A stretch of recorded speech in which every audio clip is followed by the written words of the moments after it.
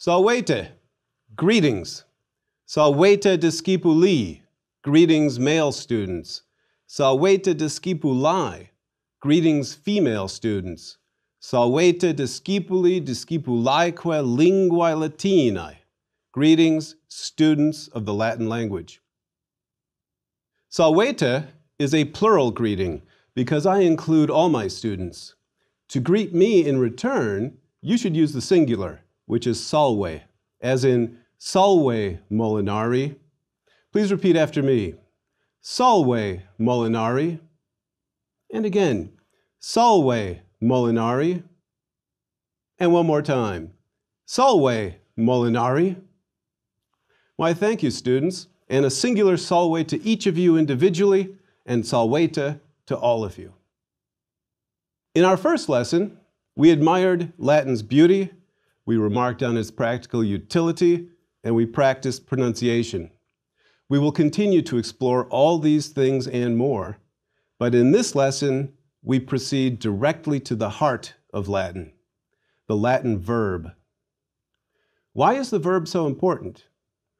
Because that's where Latin happens. That's where the action is. But first, a few words that we will use in today's lesson. We begin with the name of a man born in 100 BCE, chief priest, consul, conqueror and proconsul of Gaul, dictator for life, assassinated in 44 BCE, deified by the Roman Senate in 42, and studied for centuries by school children. Caesar. Please repeat. Gaius Julius Caesar. Note that the diphthongs AI and AE are both pronounced I. We pronounce the initial I in Julius like a Y, Julius. And we pronounce the C in Caesar like a K, Caesar. Can you read Caesar's name out loud in the original Latin? Gaius Julius Caesar. Caesar was a commander of troops.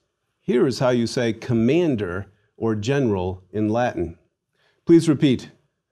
Imperator. Our words for emperor and empire derive from this Latin original. Note the long A in the second to last syllable. That is why the accent is on the penult and not on the antepenult or third to the last syllable. Please try to say commander in Latin. Imperator. Again. Imperator. Feels good, doesn't it? Please try this. Pontifex Maximus. This means chief priest. The Pope still uses this title. Please try to pronounce chief priest in Latin. Pontifex Maximus. Were there any vowels in the penults or second to last syllables that were marked long? No. Were any of the vowels in the penults followed by two or more consonants? No. So where did we place our stress accents? On the antepenults, that is, id est, on the third to last syllable. Let's try it again. Please repeat. Pontifex Maximus. And one more time, chief priest, Pontifex Maximus. Here's the word for war, bellum. No worries about accents here. First syllable. Again, war, bellum. And the Latin word for Gaul, a territory we now call France? Gallia. 3 syllables, but the penult is short, so we accent the first syllable. Again, Gaul, please repeat, Gallia. And finally, let's look at a verb. Verbs, by the way, come in 4 standard parts. If you have the 4 parts and a knowledge of how to apply endings, you can generate all other forms for that verb. It's almost magic, and all you have to do is learn the rules. And I'm here to help, to initiate you into all the secret knowledge that the modern world has kept from you. We are on the cusp of a verbal adventure, a tour into the living, beating heart of the Latin language, the Latin verb. Are you ready? Here are the 4 principal parts of a crucial Latin verb that means do, drive, lead, and more. Please repeat after me. Ago, agere, egi, actum. The first principal part ends in O. Please repeat. Ago. We stress the first syllable. Ago means I do. Second principal part, please repeat. Agere. Where was the stress? The E in the second to last syllable was short. So, agere. Please repeat. Agere. Agere means to do. Please repeat the third principal part. Egi. Egi means I did or I have done. Please repeat. Egi. Nice long vowels. Please repeat. Egi. And the fourth principal part? Please repeat. Actum. Actum means having been done. Please repeat. Actum. And all 4. Please repeat. Ago, agere, egi, actum. And one more time, quickly. Ago, agere, egi, actum.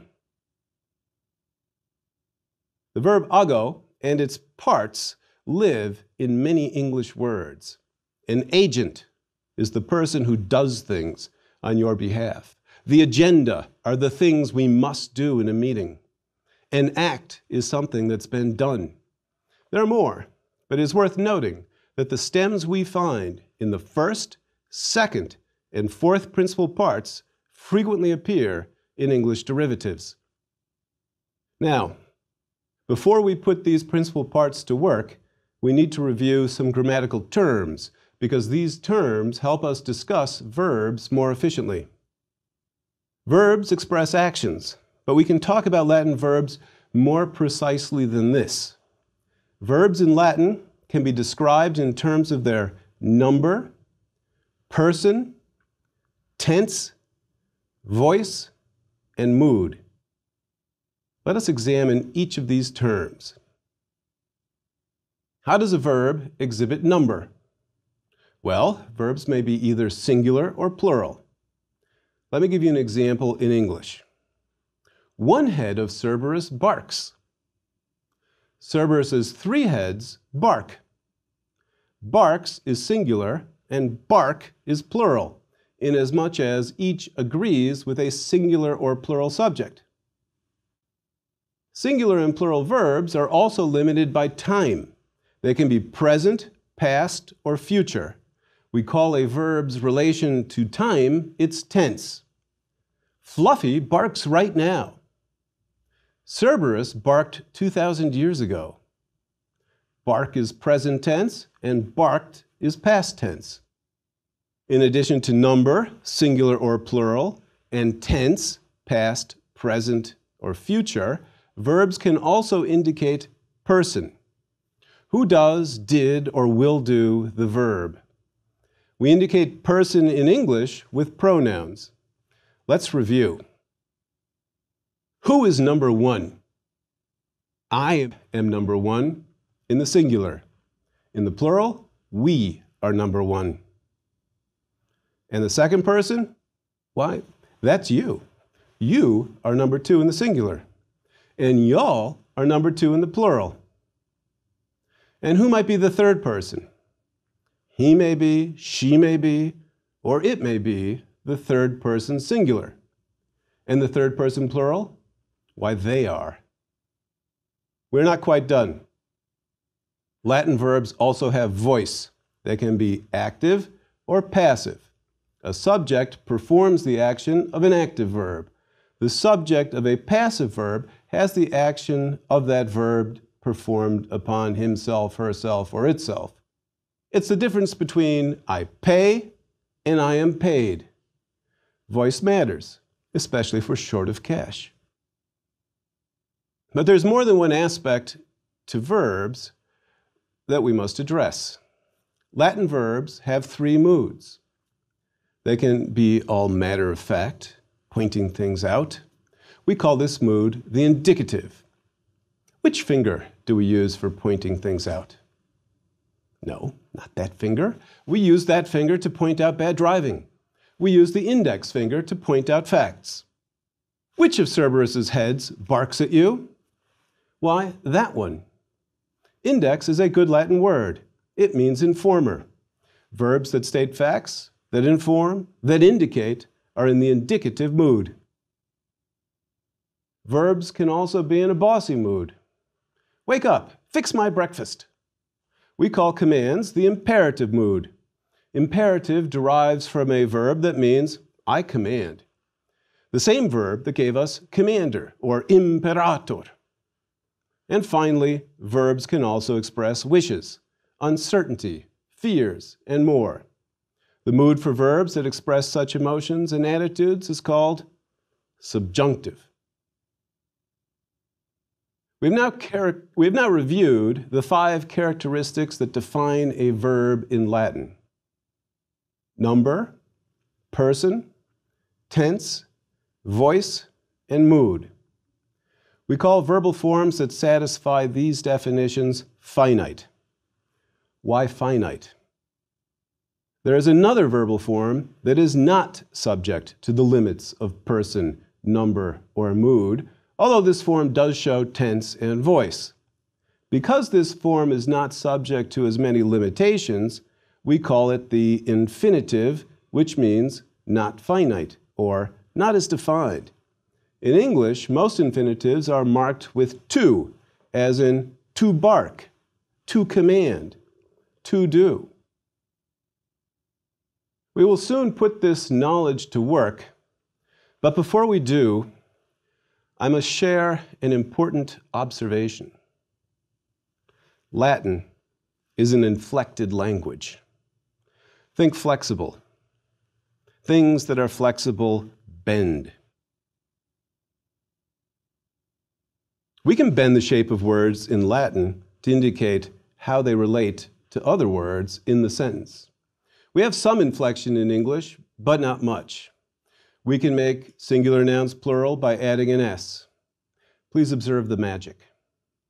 A single chariot becomes, voila, more than one, chariots.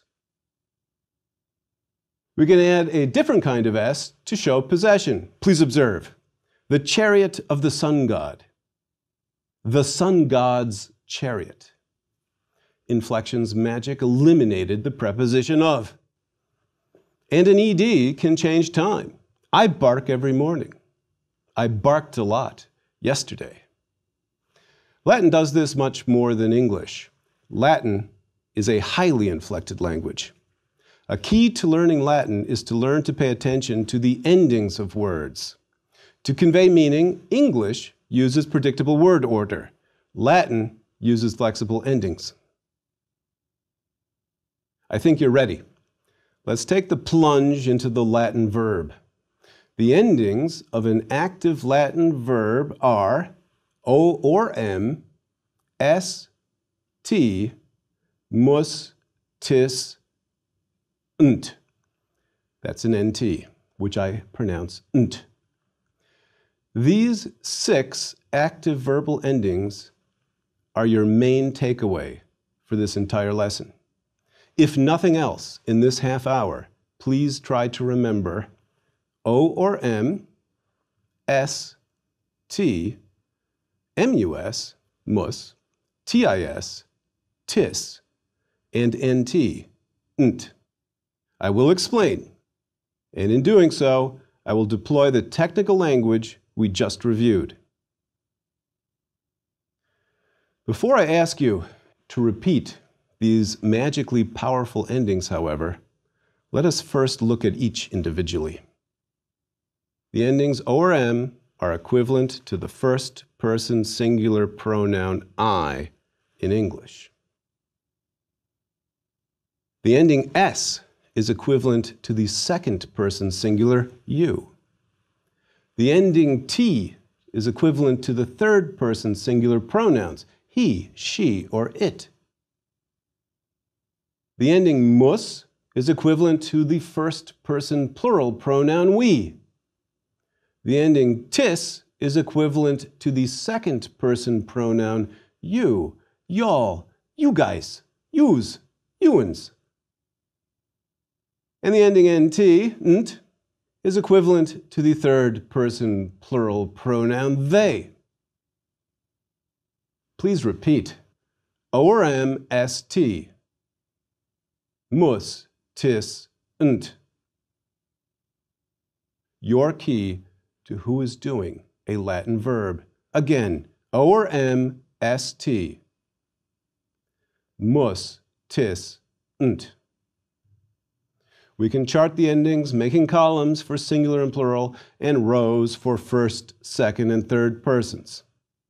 But we cannot really see the endings in action unless we put them on a real verb.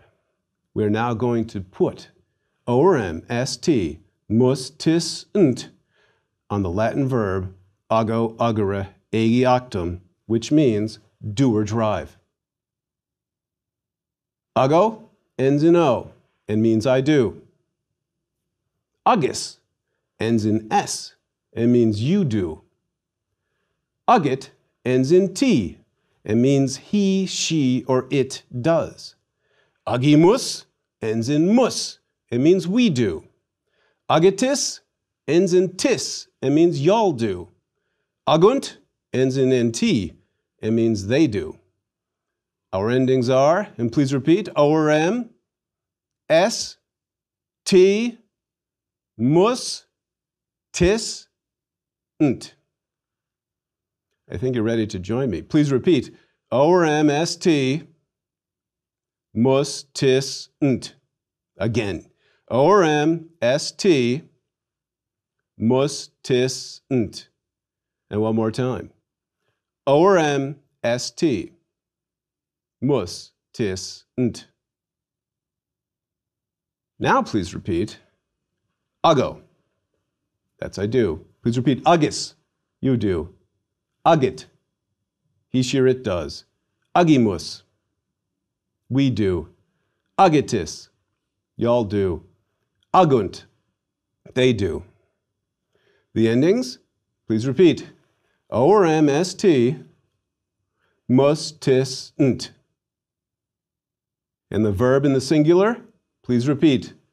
Ago, agis, agit. And in the plural, please repeat. Agimus, agitis, agunt. But let's examine what goes in front of those personal endings, O-R-M, S-T, mus, tis, nt. Let's look more closely. What do we find in front of the O in the first person singular form, ago, I do? The letters A-G. What do we find in front of the S in the singular of agis, the U form? We find the vowel I. And in front of the T in the third person singular agit, the he, she, or it form, again, the vowel I. And in front of the mus, in the first person plural, we form of agimus, again, the vowel I. And in front of the tis of the second person plural, y'all form of agitis, again, the vowel I. And in front of the nt of the they form of agunt, the vowel U. Please observe that we insert no vowel in front of the ending O. We then insert a short I before the personal endings, except for the last form nt, where we insert a short U. Please repeat. Ago, agis, agit. Agimus, agitis, agunt. Again. Ago, agis, agit. Agimus, agitis, agunt. And one more time. Ago, agis, agit. Agimus, agitis, agunt. I think you're ready for a quiz. I will provide a series of phrases in English. A form of the verb do will appear in my English sentence. Please, in the pause provided, supply the corresponding form in Latin, i.e., it asked one of the forms of ago, agis, agit, agimus, agitis, agunt. After the pause, I, Molinarius, will provide the correct response so that you, discipuli, discipulaeque, linguae Latinae, students of the Latin language, may check your work. Are you ready? First problem. I do. Answer, ago. I am doing. Ago. Do I? Ago. Am I doing? Ago. Notice that English is more complex than Latin. The English phrases, I do, I am doing, and I do, may all be rendered by the same Latin form, ago. Ago is the first person singular form for the present tense, active voice, indicative mood. Ago may be translated 3 ways. I do, I am doing, I do.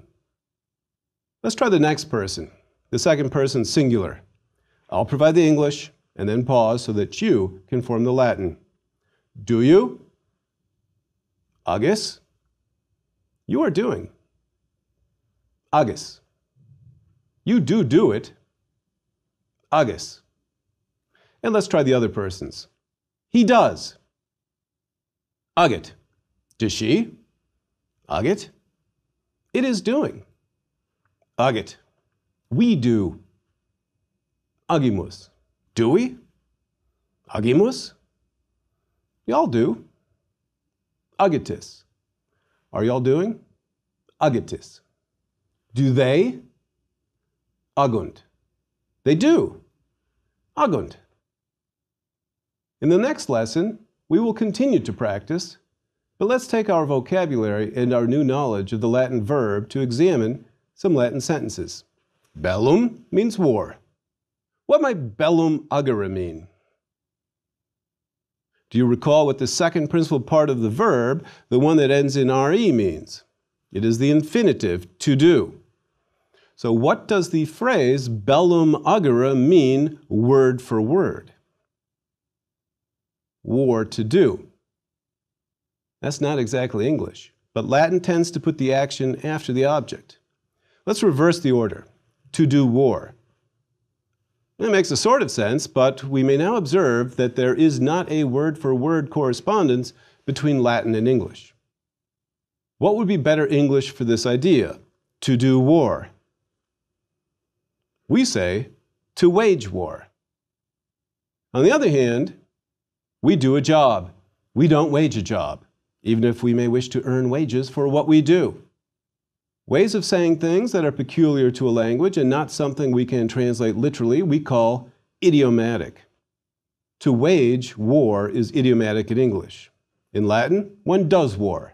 Please repeat. Bellum agere. Let's try a whole sentence. Bellum agunt. How is this a whole sentence? Do we have a verb? Yes, agunt. Can you tell me who is doing the verb? The ending is nt. If you said they are doing the verb, you are correct. Agunt means they do. So what do? They do war. Bellum agunt. Can you translate a little bit more idiomatically? What are they doing? Bellum agunt. They wage war. And so we begin to get to know the Romans. Let's try this sentence. Please try reading it aloud. Caesar bellum agit. How would we translate this sentence? Right, Caesar wages war. What is the ending of the verb? Agit ends with T. Why? What is the person? Third. What is the number? singular. We speak about Caesar in the third person singular. Caesar is the subject. What we say about our subject Caesar is the predicate. What do we say about Caesar? He wages war. The verb agrees with the third person singular subject Caesar. Let me try a longer version of the sentence. Please repeat after me. Gaius Julius Caesar, Imperator et Pontifex Maximus, bellum in Gallia agit. Let's translate word for word. Gaius Julius Caesar, general, imperator, and chief priest, Pontifex Maximus, war, bellum, in Gaul, in Gallia, he wages, agit. Can we formulate the sentence in better English? How about Gaius Julius Caesar, general and chief priest, wages war in Gaul? English word order prefers to place the verb after the subject. Latin can put the verb almost anywhere. So how do we know who's doing the verb if the verb can appear anywhere? The ending on the verb tells us the person and number of the subject. Let's give the General Caesar a command. This will require the imperative mood. In Latin, we form the imperative of ago, agere, agi, actum by removing the re from the second principal part. This gives us a singular command for one person. Age, do it. For a plural command, we add te and change the short e to a short I, giving us agite. Do it, y'all. Let's tell Caesar to wage war. Wage war, Caesar. Okay, that was English. How do we say it in Latin? Please repeat. Age bellum Caesar. The word for soldiers in Latin is milites. Think military. How would we command the soldiers? Wage war, soldiers. And in Latin? Please repeat. Agite bellum milites. Got it? Age, when we command one person. Agite, when we command more than one person. That's exciting. But tempus fugit. Time flies. Let's review what we have learned. We have formed or conjugated present tense indicative of ago, i.e. id est, ago, agis, agit, agimus, agitis, agunt. We've examined the infinitive to do, agere, and we have formed the two imperatives or command forms, age for one person and agite for more than one person. We also looked at the principal parts of the verb, ago, agere, agi, actum. What we have done represent our acta. What we still must do, we can call our agenda. But no matter how you look at it, we've done a lot.